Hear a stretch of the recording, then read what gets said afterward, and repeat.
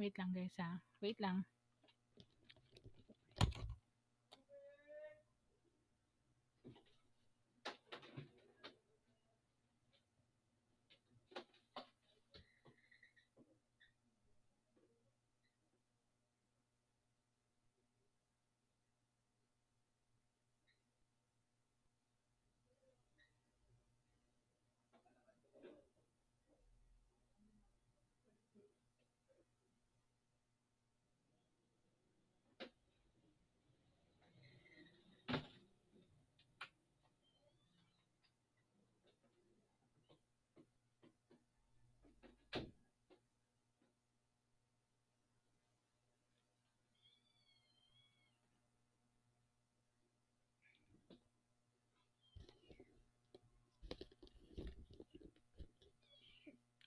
Okay.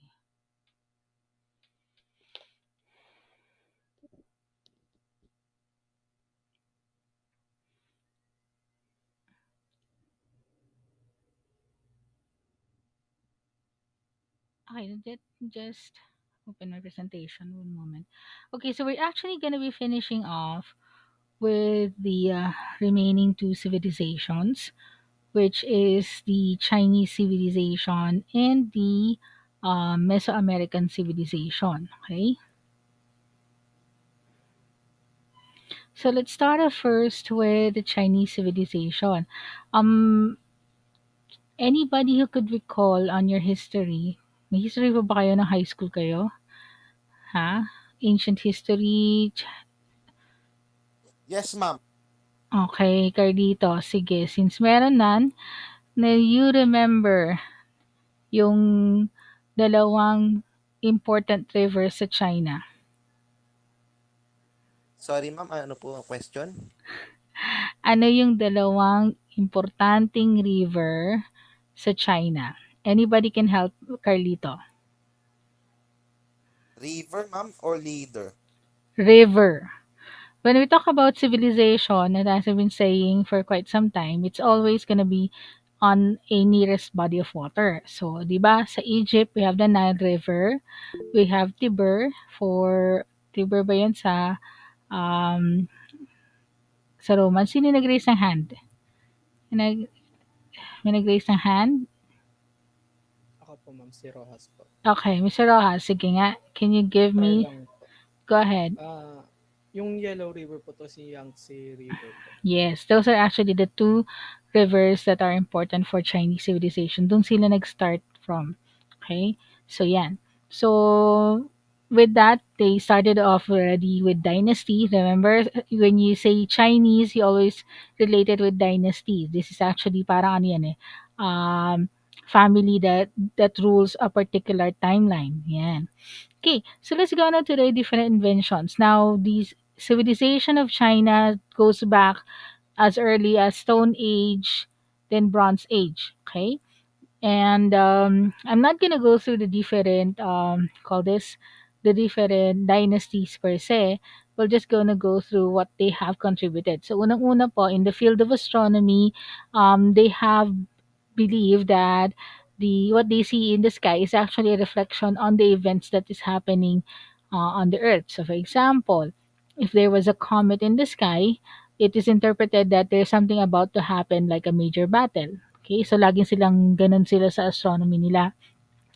And however, they also have come up with different informations. Okay, so they have the lunisolar calendar. They started off with that one, and they also have the Chinese constellations. Diba, if you're going to look in here, yung mga nanonood dyan ng mga ano, yung mga anime. Okay, so common na common yan. Pag sinabi mong four sides of or four areas sa Chinese map, you have here the four symbols. You have the tortoise, the black tortoise on the north. You have the dragon on the east, the vermilion bird or the phoenix. Yan. They call it vermilion bird, but it's actually the phoenix and then the white tiger of the west. Okay? Tapos ano pa, di ba pagdating ng Chinese calendar, Chinese New Year rather, we tend to align ourselves kung saan tayong panahon or year tayo pinanganak. Okay, so for those, so ako, I was born under the year of the dragon. Kaya lang, hindi lang po siya isang ordinaryong dragon kasi meron silang groupings further doon. Okay?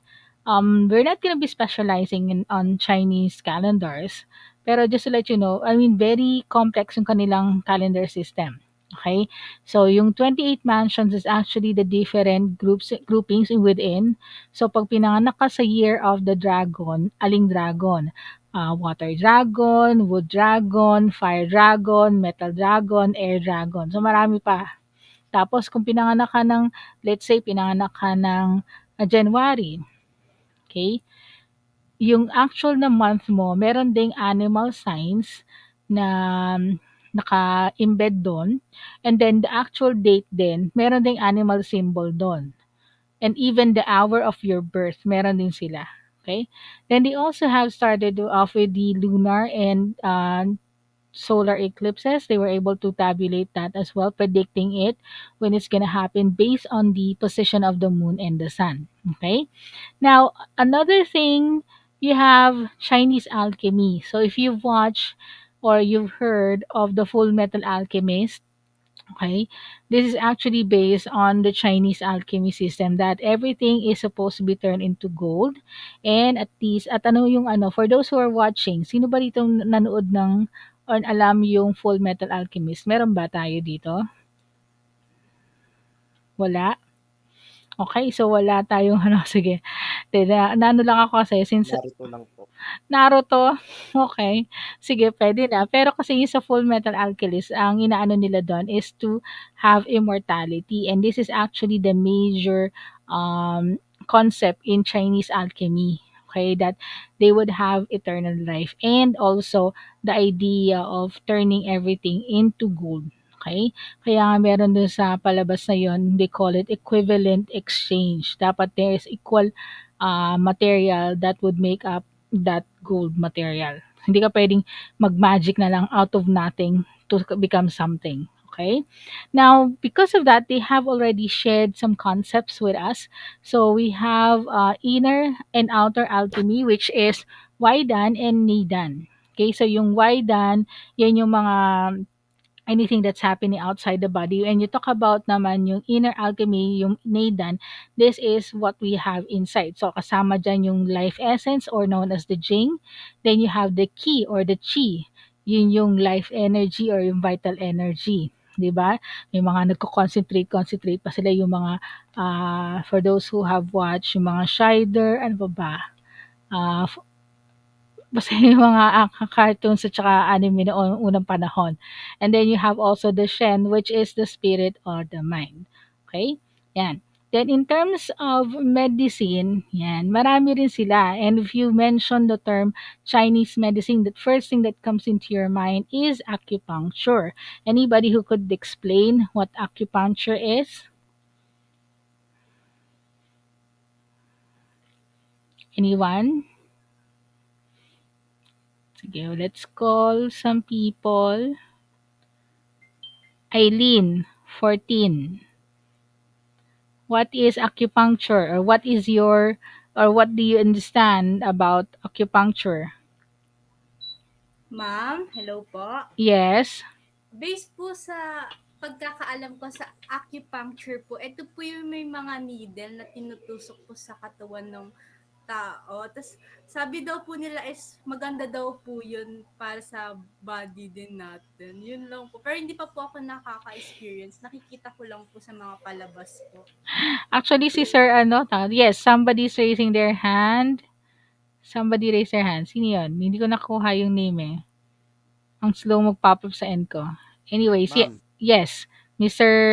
Solidum. yung mga vital points po yung tinatamaan po ng kapang. Yes, that's correct. Actually, si Sir Endix is, ano, alam ko nag-aral siya ng konti ng Chinese medicine. Yan.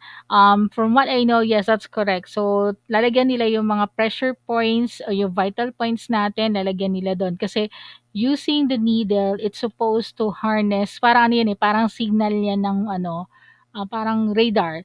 Hihigupin daw niya yung energy from the environment and it's gonna be concentrated on that area na masama ang pakiramdam or may sakit. That's why they place needle on that particular area para dun mag-concentrate yung energy from the environment. Okay? Then, aside from that, they also have started with the female health. Before, ang ano lang nila is prenatal, pero afterwards they started off also with postnatal care with women, okay? So yung para ma-minimize nila yung mga mortality sa mga bahay. Kasi syempre, during the time, cleanliness, sanitation is not that high. 'Di ba? Alam naman natin, technology during the time, yung sanitation, it's not that good. Although they boil water, pero additional methodology that would help clean out and yung mga post yung after yung pagkatapos manganak, syempre medyo limited yon. So, they started looking on that one para ma-minimize yung mga deaths ng mga nanay. Then diagnostics. Now, diagnostics actually they have a lot. Okay? Example nito is they look at the tongue. So, 'di ba usually pag may which is naman nangyayari naman 'di ba sa mga hospitals and mga doctors and clinics natin, 'di ba? Tinitingnan yung dila. Ano pa yung mga chine-check natin, chine-check ng mga doctors 'pag may sinasabi ng patient may masamang pakiramdam. Titingnan natin yung dila, titingnan yung mata, titingnan yung tenga, para malaman kung saan nagsisimula. And they started also with the Chinese. So titingnan yung face, baka meron tumutubong mga kung ano-ano diyan. Yung dila, titingnan yung kung maayos ba yung size ng dila, baka umuurong na dahil daw sa kung ano-anong dahilan.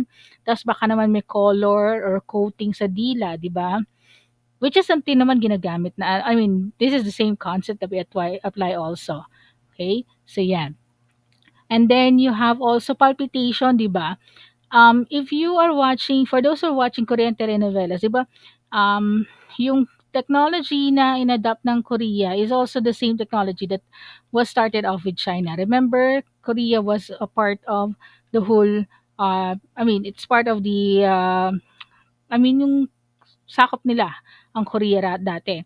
So what they had, it was the Chinese medicine, yung pinupulsuhan lang nila. 'Di ba makikita niyo doon sa mga Korean telenovela, pag magagaling yung mga doktor, pupulsahan lang nila. Tapos pakikinggan lang niya kung saan nagsisimula, kung saan yung problema, and they were able to get a good diagnosis of that matter. Minsan nga pag pinulsahan nila, sabi niya may double beating ka sa heart mo, or I'm hearing another beating of the heart. So buntis ka, ganon. Kasi merong isang pinagkukuhanan na ibang pulso or ibang heartbeat, hindi sa'yo. Yan.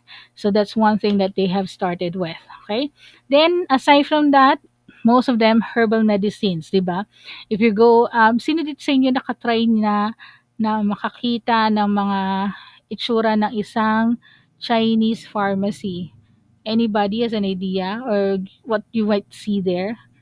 Pag sinabing herbal medicine, katulad nung nasa picture dyan, you are actually looking at a couple of, eto. So, in the picture here, you're looking at um, seahorse rather. Okay?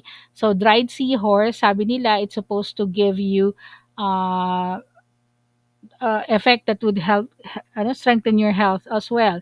Tapos 'di ba pag sinabing Chinese medicine, yan yung mga balat ng ahas, yan, buntot ng butike, powdered buntot na butike, tapos yun ang iinumin mo.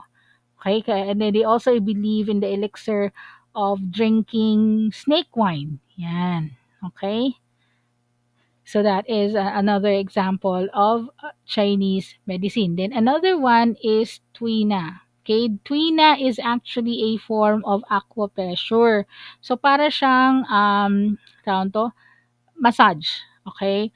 So they usually when they do the massage, syempre hindi po nakahubad. Kailangan nakadamit po sa kanila. And then they usually apply pressure on the body.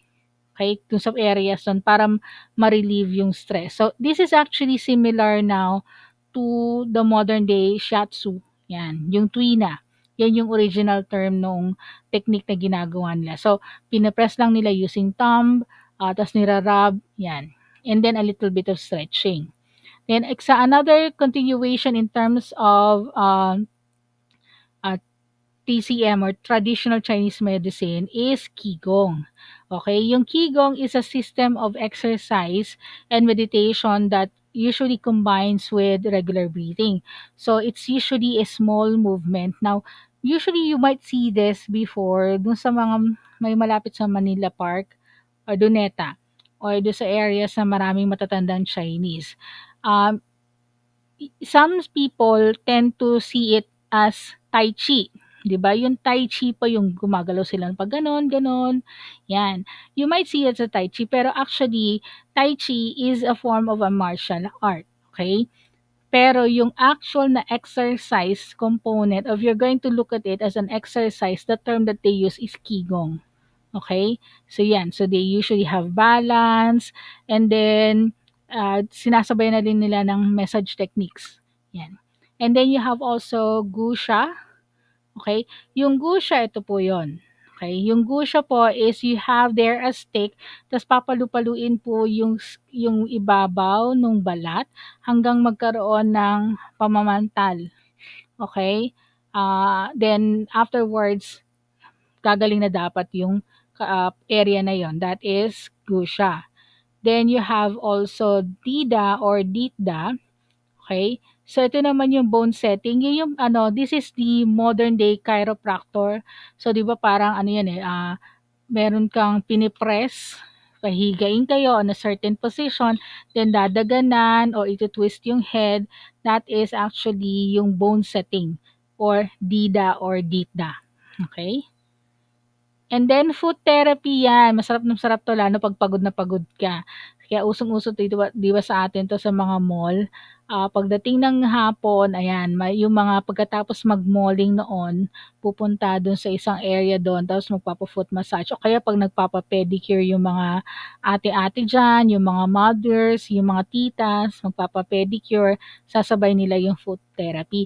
Kasi 'di ba, in Chinese medicine, they believe that each part of the foot and even with the hand has a particular, I mean, it has a direct link to their internal organs. Kaya nga, pag kunya sabihin nila, masakit yung part na to ng paa mo o kaya yung sa palm ng kamay mo, di ba?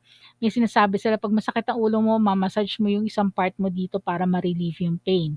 Okay? So that is one of the Chinese therapy system. Now, in terms of food naman, they believe in the idea that food is can be a combination of yin and yang. Okay, yung black and white, yung sa symbol ng Taoism. So, ang sinasabi nila is that you have to combine your food with one yin and one yang. So, an example of this one is miso soup. Okay, yung miso soup, kung papansin niyo lagi yung kasama, majority, kasama minsan yan pag sinaserve sa atin, pag kumakain kayo sa mga restaurant. Then sasamahan mo siya ng another alternative, yung yin niya. Okay? So, sasamahan mo siya ng fish. Okay? And then, ano pala, yung fish is also a yang, sabi nila yon. And then, yung vegetable is a yin. Kaya nga, if you're going to look at Chinese food, usually it's a complete balanced meal. May vegetable, may meat. Okay? Tapos kung magse-serve sila ng pure meat, meron sila isasama usually na kasamang vegetables doon para magba-balance 'yan. Okay? So 'yan. So that is for TCM or traditional Chinese medicine. Now, we also know that China started off with the kites. So the traditional uh, kite flying festival, 'yan. So this has actually been seen also in other location because of the influence. Then later on, they made it a little bit, tawag nito, ginawa na nilang weaponized version yung kanilang uh, kite. Okay, nilalagyan na nila ng tao to kill off their enemies. Okay, so yan. And another one that for Chinese civilization is the silk. Okay, so teka lang, double check ko lang kung na-include ko dito.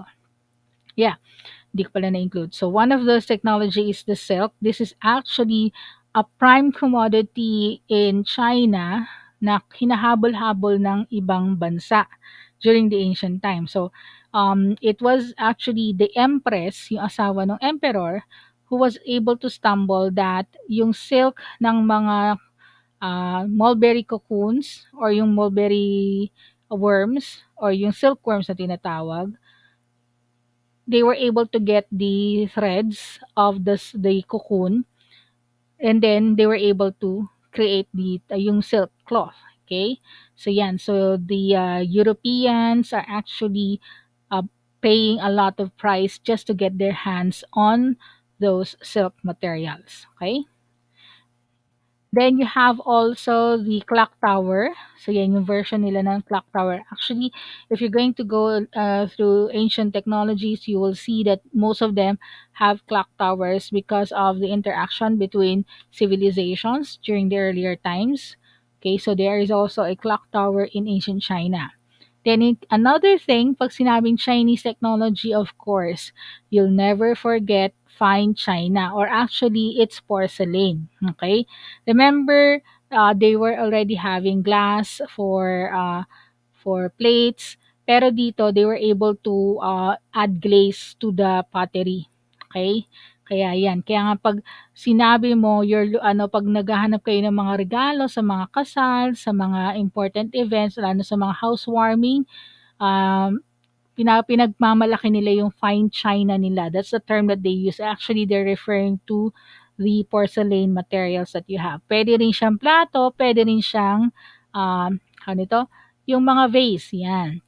So here's another one of a ancient Chinese vase. Yan. And then, of course, the Chinese also started off with the fan. Okay? So, yan yung yung bamboo reed. So, it actually expanded hanggang Japan. Okay? And then, ito pala yung silk. I forgot about silk. Ito pala, meron pala ako dyan. So, yan. So, ito yung example nung silkworm. So, kailangan ipakuluan yung silkworm bago lumabas yung butterfly. Okay? Kasi po, once na lumabas yung butterfly, yung mismong butterfly, ikakat niya yung threads na yon, so hindi mo na siya mahahabi maging tela. Okay? So, yan. So this was back in the Han Dynasty. Okay? And then, of course, this gave way to the different forms of clothing that they have. Yan. So this is actually traditional clothes ng mga Chinese. Okay? So yan. Okay? Okay? Then there's still this tradition that they have na medyo binawalan na. Okay? So this is yung foot binding tradition nila.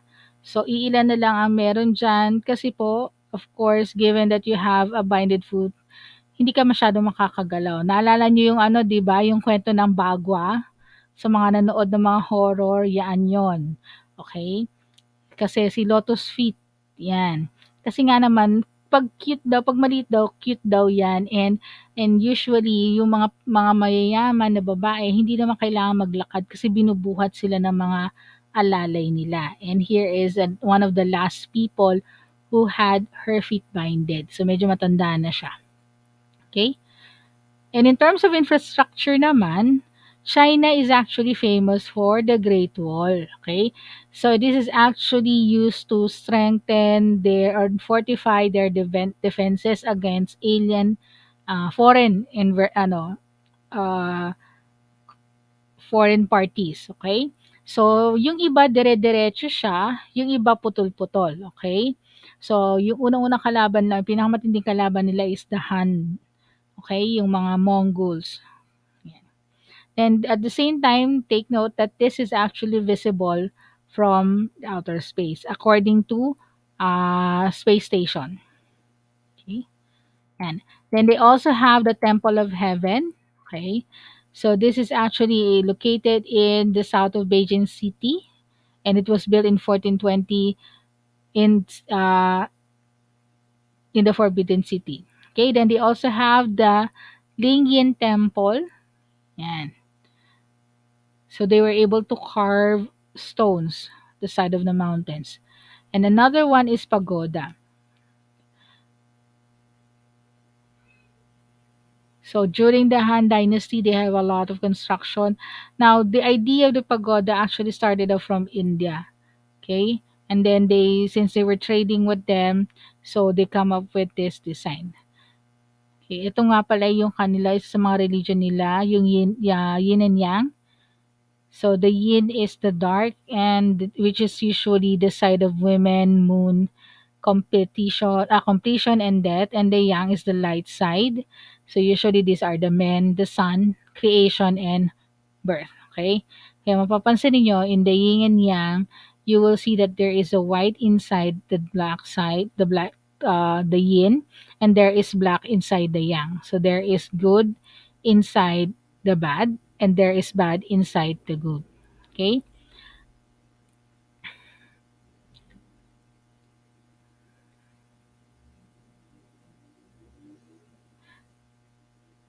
Okay, they also have books of poetry called the I Ching, and they also have, of course, their own system of writing, the Chinese calligraphy.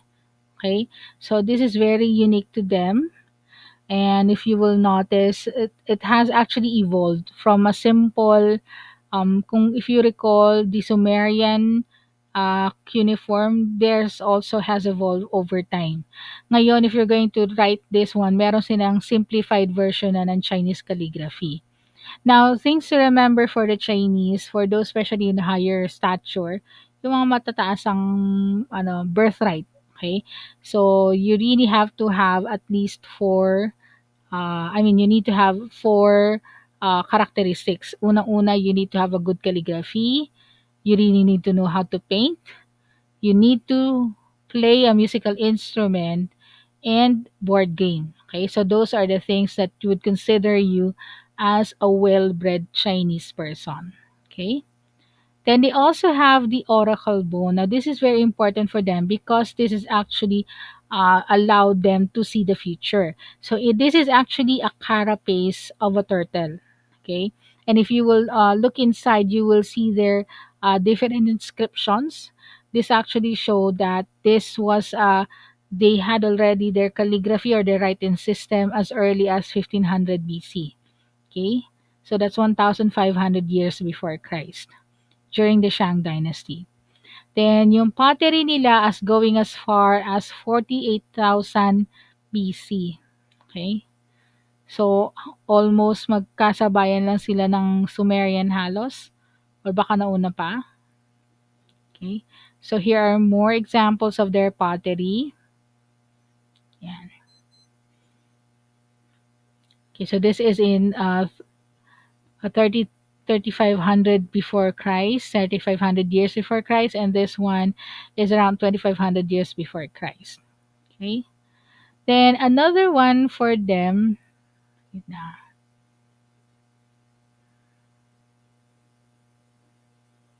Okay. Yan.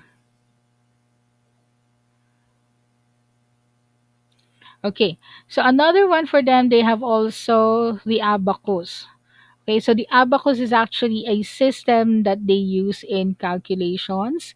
From simple addition, subtraction, multiplication, and division, they also use this for higher mathematics. Okay, so before tinuturo to nung nung siguro napakaluma na nung namin curriculum namin nung elementary days.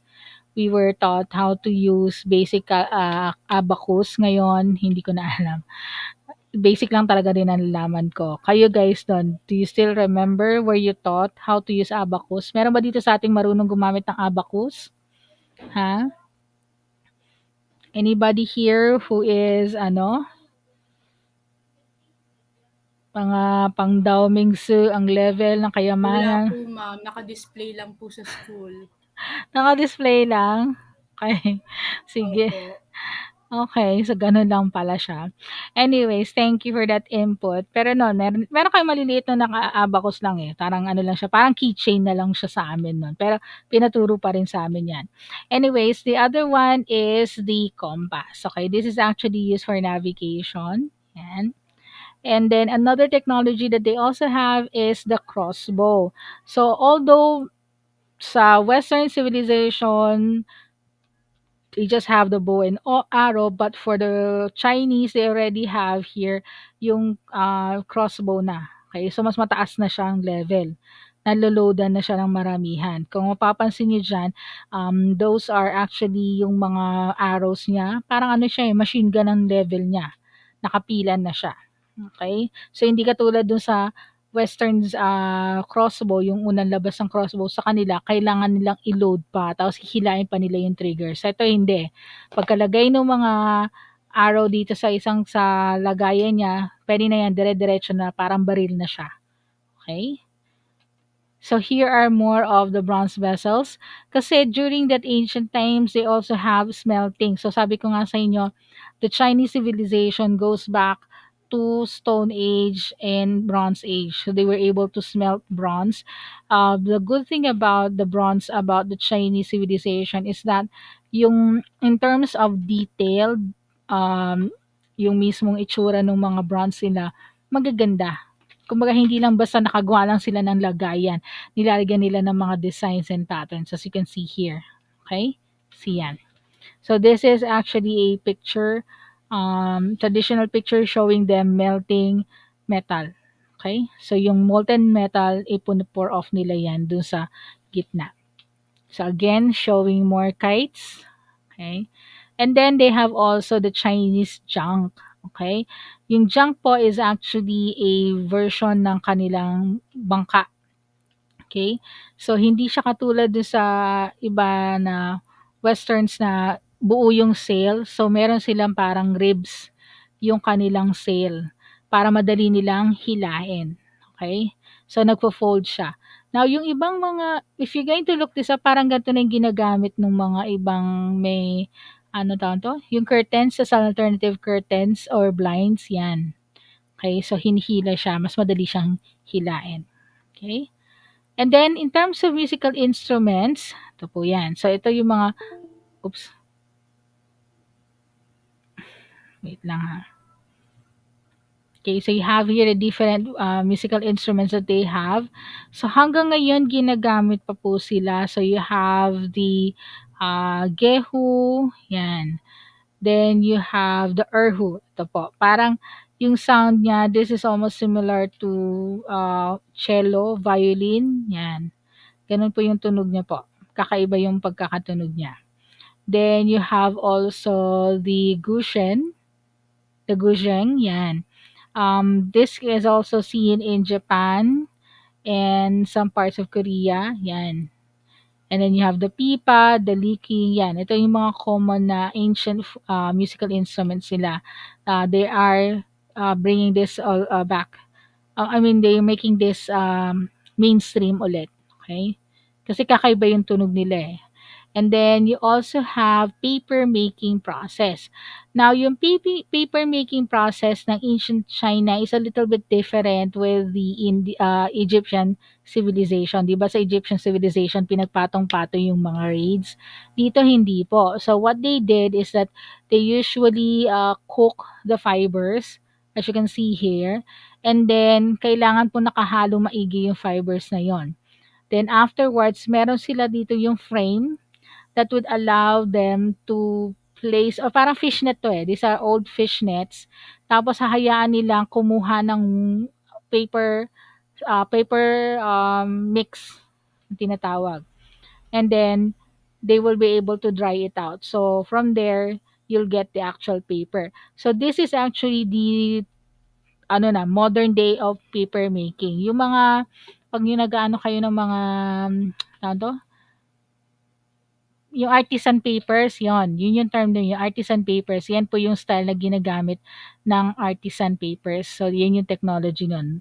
You can actually use, kung hindi naman po yung mga raw materials na mulberry tree or any fibers plants, ang ginagawa natin ngayon for artisan is yung mga old newspapers, yung old papers na ginamit natin na may mataas pang fiber content. So, ang gagawin dyan usually is i tawag dito, ibibit niyo lang siya or imi-mixer niyo lang siya with enough amount of water para manipis lang siya.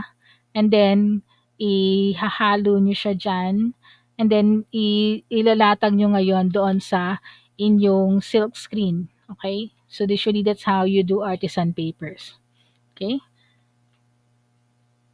Next one, of course, kung meron silang papel, they have tawag to, movable typeset printing. Okay? So meron silang woodblock printing. Ang ginawa nila here is that for each Chinese character, they have they created blocks of it. Kaya mapapansin nyo may mga blocks sila dito tapos nilalagay nila dyan. So kung ilalagay nila yung sentence, ilalagay nila doon sa mismong print, ano, sa box na yon. Then lalagyan ng tinta, ilalagay yung papel, tapos dadaganan yung papel para kumapit yung ink. Okay, so that's how they were able to use wooden block sets. Okay, or wooden block printing. Okay, so yeah. So here is another picture showing them creating their paper as well and printing. Ito yung example ng kanilang wooden print blocks. Yan. So if you will notice, lahat po sila ay carefully ano to, chiseled out, yan, nilililok nila mismo per character. Ang dami kayang character ang Chinese alphabet, it's almost 600. So 600 yun. At unlike ng Roman alphabet, yung ginagamit natin ngayon, it's only 26. Tawagin nyo ng 28 kasama yung sa Filipino. Yung enye, yung iba pang letra natin, di ba? Sa kanila 600 yan na gagawan mo. Tapos ibubuo mo na lang para makabuo ng sentences. Okay? So yan. Then they also have, since they have silk, they also have the spinning wheel. Okay? So they use this for spinning silk from the cocoons. Okay? So hihilain nila yon from the cocoons, tapos iikot nila dito yan. Okay? So yan. So before ma-prick si Sleeping Beauty sa Western civilization ng spinning wheel, meron na pong spinning wheel sa China. Okay? So, yan. Then they also have here a sort of earthquake detector. Okay? Yung earthquake detector nila does not predict the earthquake, but what it can do is it can detect the direction of the earthquake kung saan siya naggagaling. Okay? So here you have their dragons. Sabi na dragons daw 'yon. Tapos may mga bola sa loob. Okay? So if there is a rod inside, tapos para may mechanism sa loob. And you have frogs open. Okay? So if there is an earthquake, let's say yung direction ng earthquake is from this side. Okay? So ang mangyayari dyan, this is where your indicator would move. So, pa left and right siya. Okay?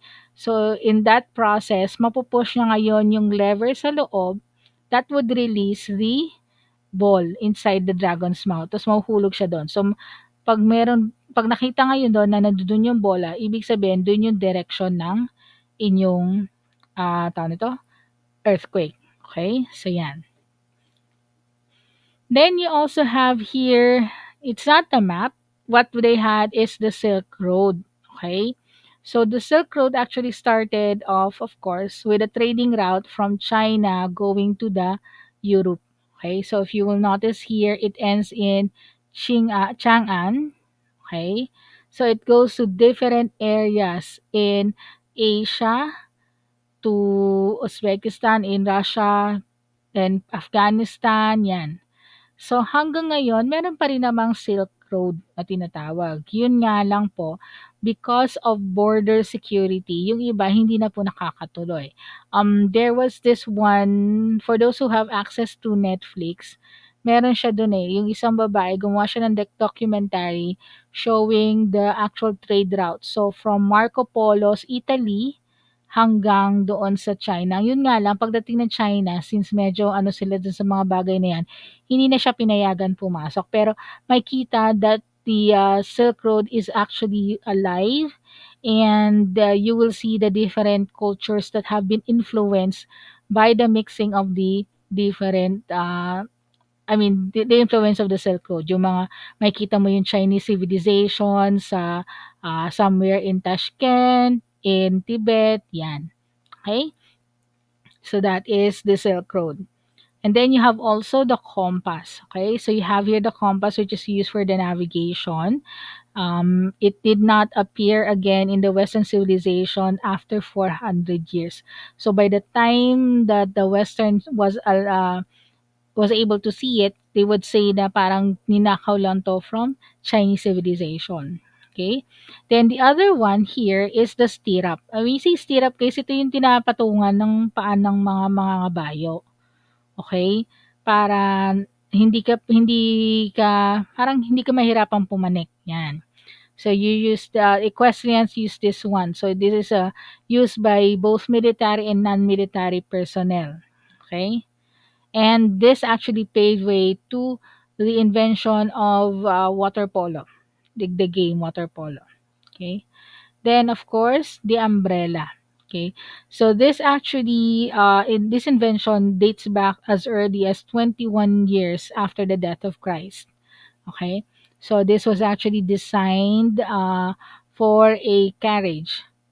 Then later on, syempre, because of the necessity, they were able to do some modification with the actual umbrella. So they added yung bendable joints. Kaya nga 'di ba pag nagsara tayo ng payong, 'di ba nakikita natin nagko-collapse yung mga ribs niya sa taas. So yan. So these are actually included in the original.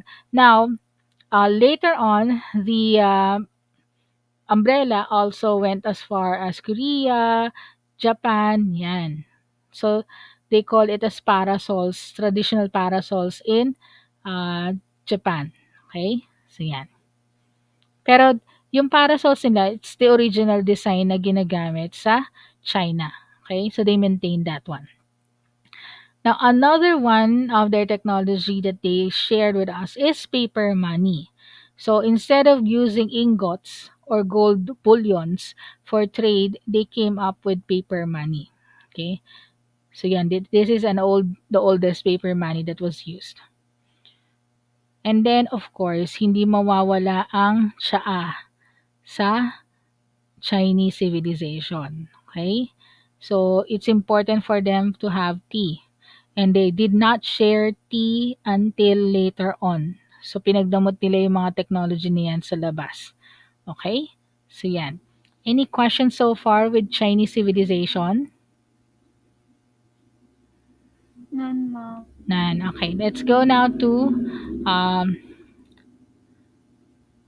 the Mesoamerican. Okay.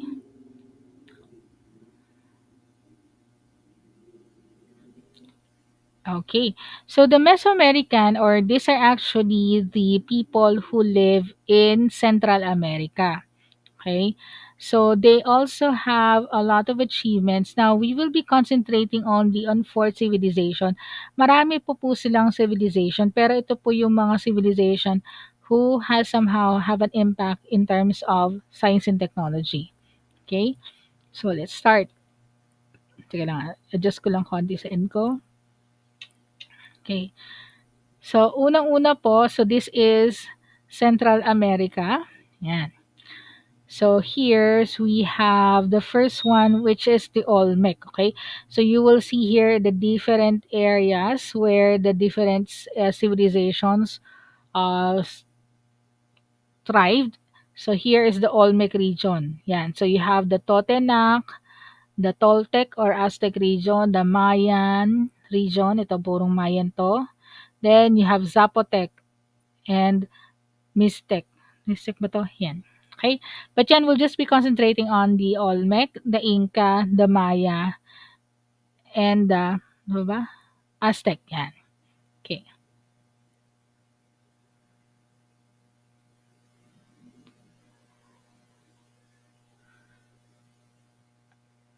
So, wait lang guys ha. Yan.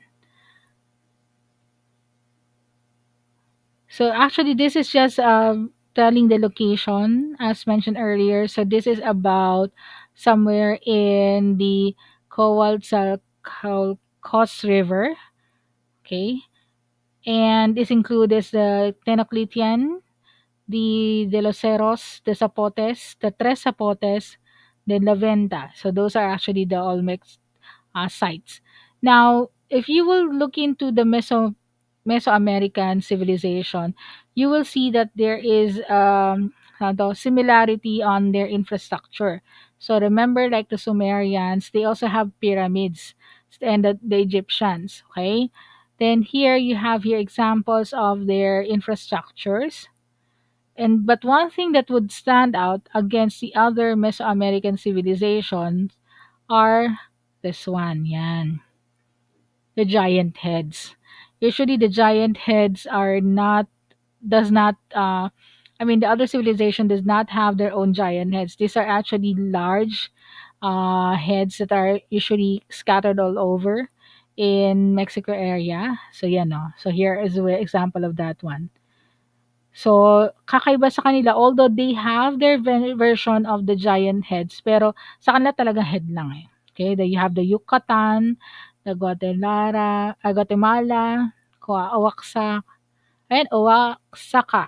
Yan. Okay, and then here. Okay, now, so they also believe in God. Okay, they even have records showing symbology that we use to depict their gods. Okay? So, hindi sila nga lang monotheistic, so they have multiple gods. Pero yung pinaka-top god nila is the jaguar god. Okay? Yan.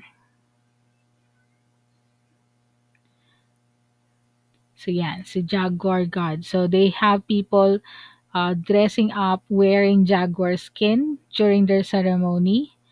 Yan. So, this is an example of the jaguar god slash human dancing to bring rain.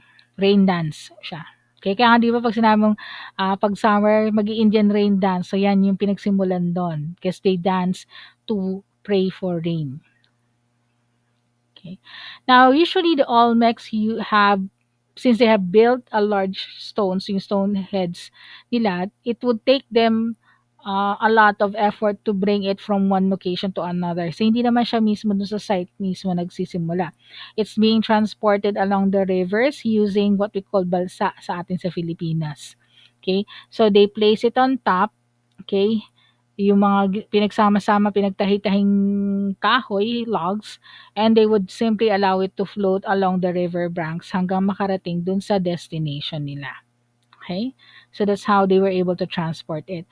Take note that since nasa gitna sila sa Mexico, and Mexico is a tropical country, and as a tropical country, they tend to have less masukal, maraming puno. So mahirap pong dalhin yung mga ganong infrastructure. So the best that they can use is bodies of water. Hindi ka basta-basta wala pa po naman yung mga bulldozer nun, eh. So, hindi sila basta-basta makapagputol ng mga punong malalaki. Then they also have writing system, okay?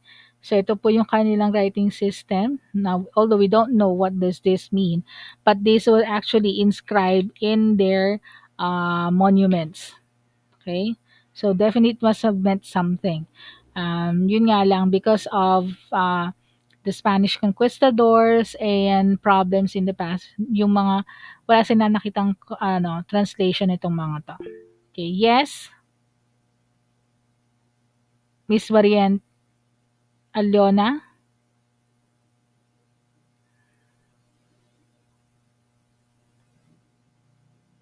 Aliona, yes, you are raising your hand.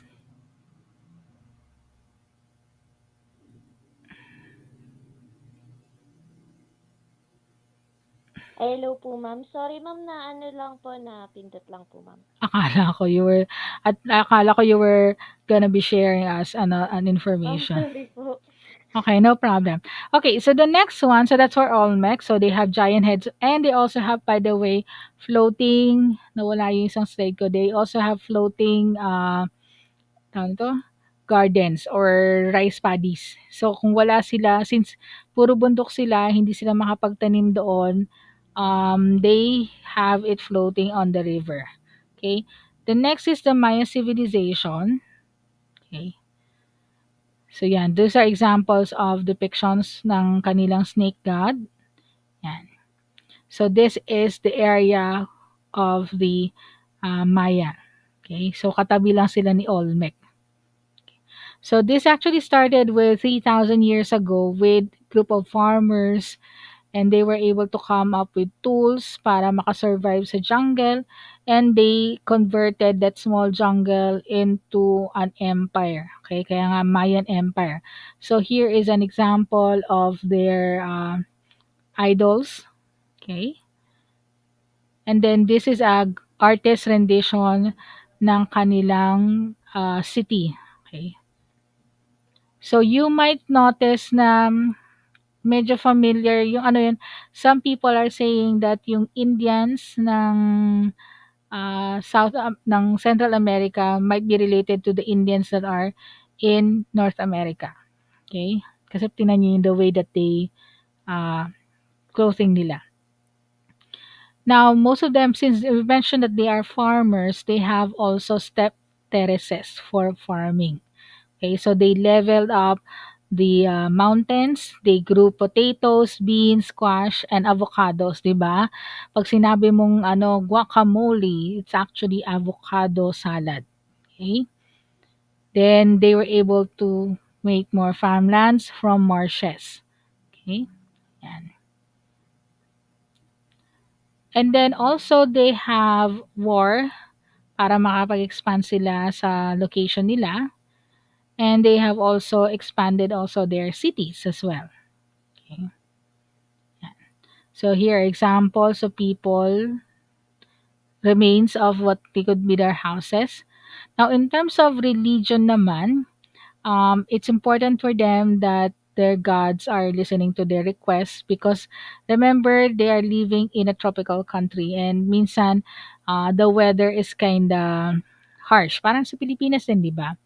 So, pag tag-init, tag-init din sa kanila and this is not gonna be favorable for their crop growing. So, they make sure that their gods are well pleased. So, they usually offer sacrifices. Okay? Yan. Then, they also have writing system or hieroglyphs. Then, this is actually based on carvings that are available on their walls, ancient walls. Okay? So, you can see here, parang meron silang religion. Okay, you have here higher officials, then mukha siyang mahirap or lower ranking personnel. Yan.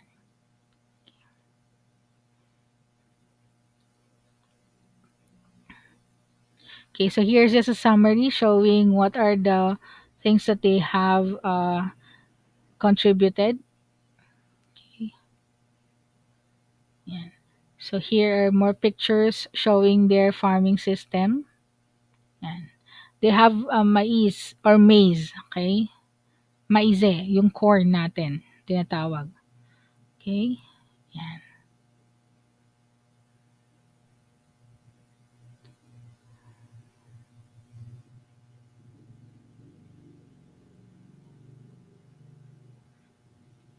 Okay.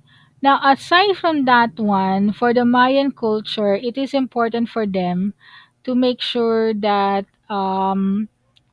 they have religion, okay, politics as well in their location, and they also have beauty, their own concept of beauty. Okay. So for beauty, unang-una, importante sa kanila yung sloping head.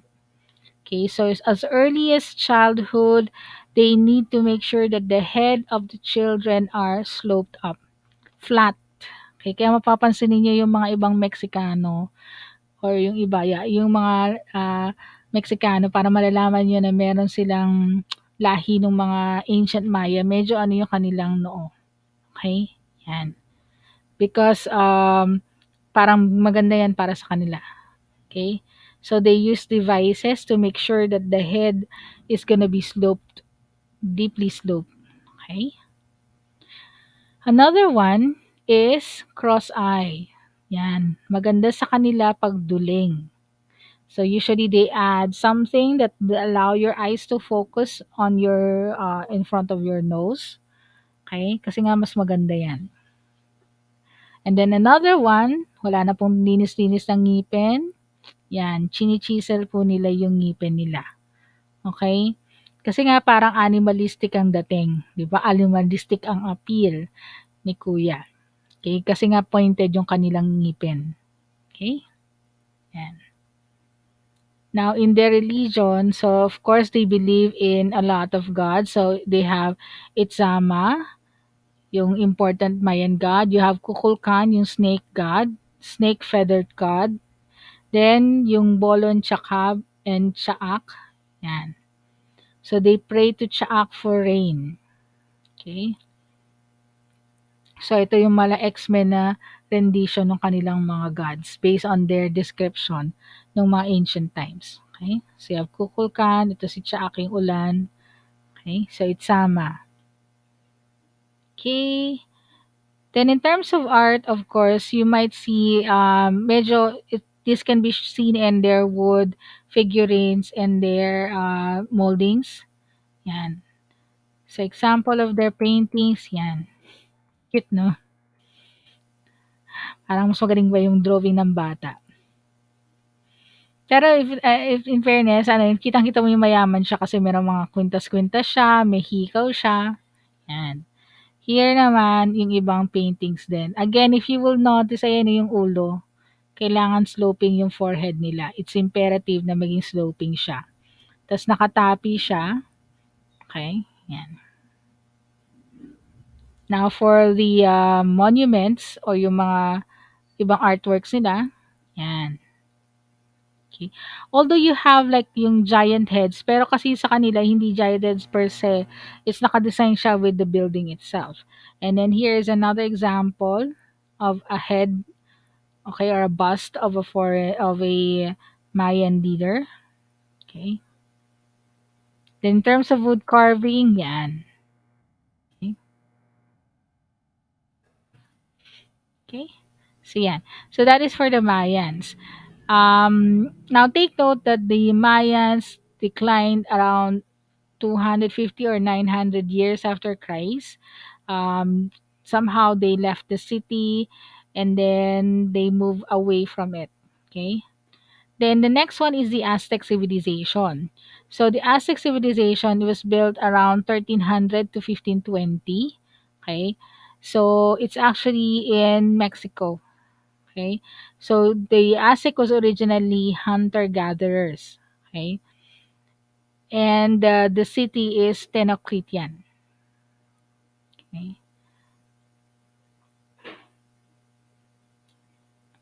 So in this one, they have in how they were able to survive. Of course, they have your tradition since hunter gatherers sila. They have hunting, fishing, and they also have writing system so that they can keep records of their activities.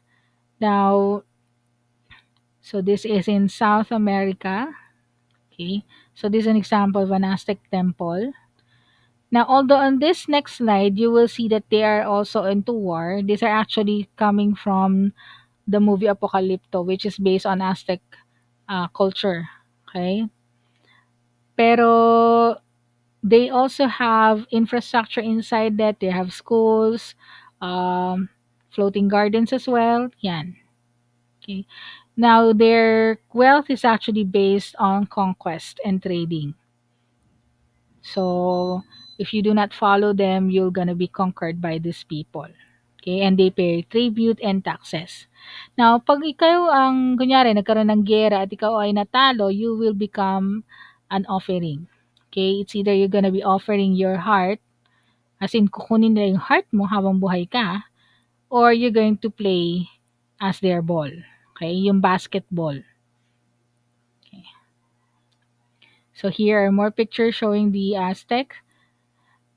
And here is their in terms this is one of their rulers, okay, si Montezuma, one of their famous rulers.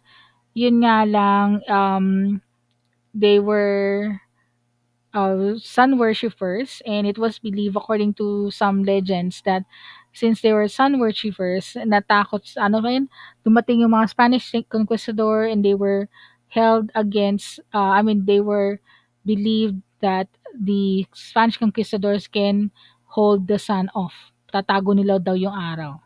So, what happens that since naniniwala sila sa sun, nung nawala yung sun dahil sa eclipse, yon, it fell for them. Okay? And the last civilization is the Inca. Okay? So the Inca is actually in not in Central America but in Southern America. Okay, so this was actually based in Peru, pero yung mismong areas niya umabot hanggang Ecuador, Bolivia, parts of Argentina and Chile. So ito po yung area niya. Okay? So these are the area of the Inca civilization. It's also known as the Four Quarters. Okay? So ito po yung kanila. So they started off around 1230 hanggang 1525. So that's almost 300 years. Okay? So yun yung mga area nila. Incahuasi, Tombo, Colorado, Machu Picchu. Pero Machu Picchu, by the way, itong nasa gitna, was the center. So ito na po yung natira sa Machu Picchu. Okay? So usually they have created it with, it's made up of stone. Now, hindi pa po umaabot sa kanila yung cement o yung concrete na ginagamit sa Greek civilization and sa Roman civilization. But they were able to make sure that they cut the rocks to the point that it will not topple off. Hindi po nagigiba siya. Kasi parang jigsaw puzzle po yung kanilang mga bato dyan. Okay? Although wala na, hindi nyo na makikita yung mga bubong kasi gawa lang sa kahoy yon, pero definitely the walls of the buildings or their houses can be still seen there. Now, the Incans have their own religion and then they have also their own language.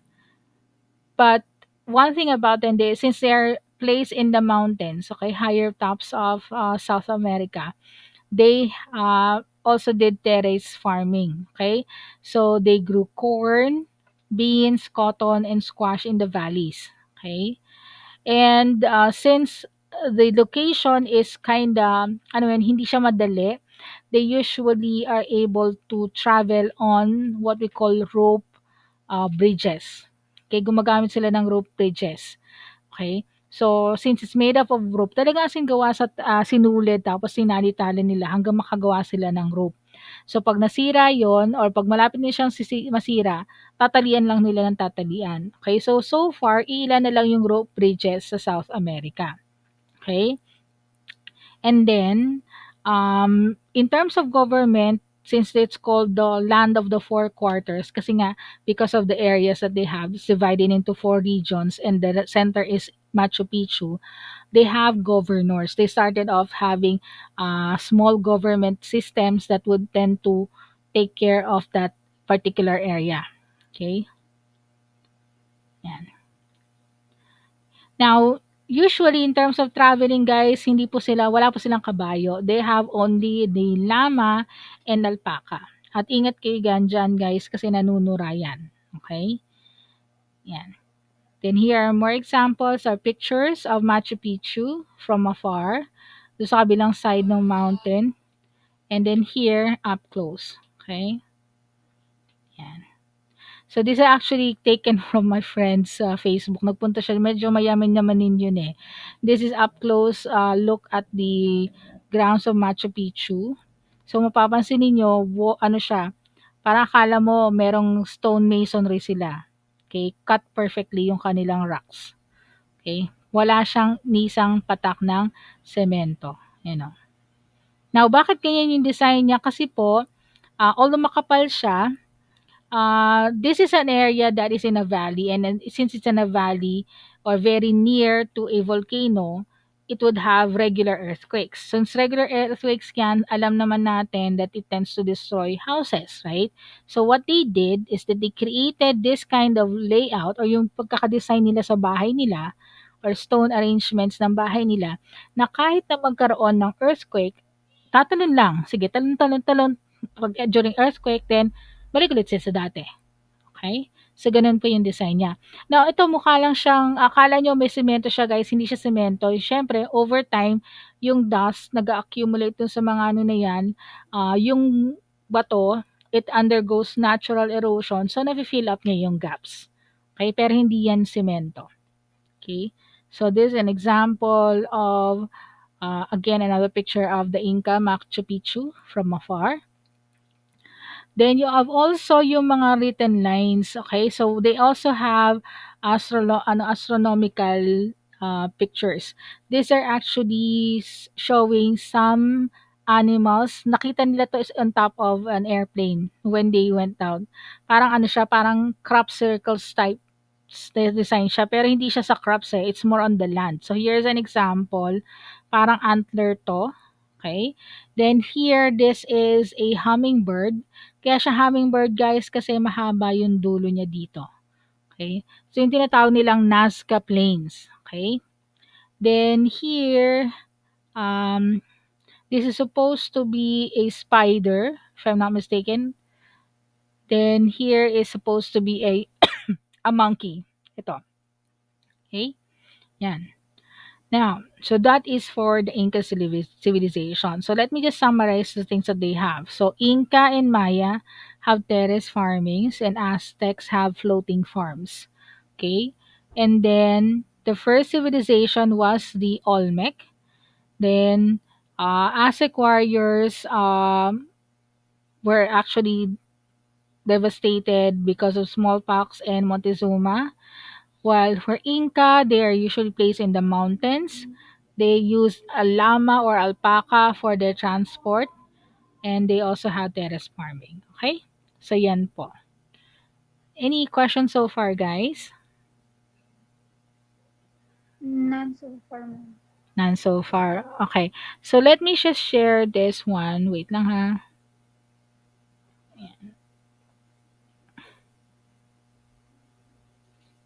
Okay. Let me just change my presentation type kasi hindi nyo marinig yung audio eh.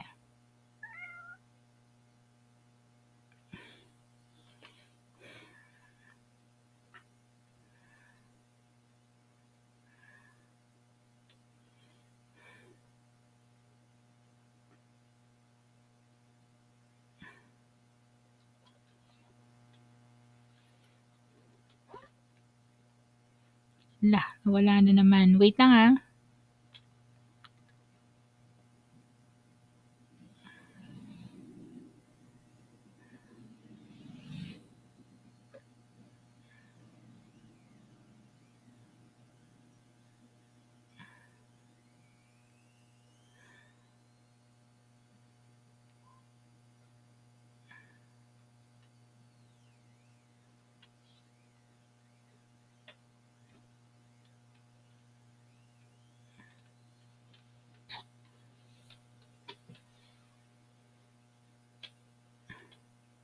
Okay, so let's go over some of the contributions of the civilizations.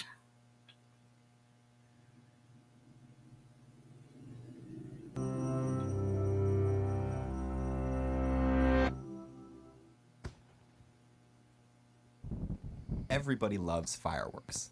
The lights, the colors, and of course, the big boom. But the history of fireworks isn't all hugs and celebrations. Long before epic fireworks displays,